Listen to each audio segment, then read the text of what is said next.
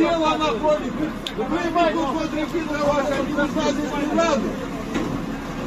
Я сейчас камнями лобовые стекла разобьем! Ничего старого человека тоже. Я сейчас камнями стекла разобьем! Убирай машину! Убирай машину! И что, дядя?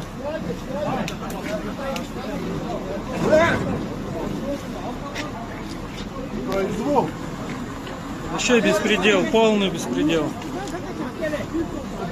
Я сейчас камнями разобьем стекла, убирайте, блядь! Что делаете?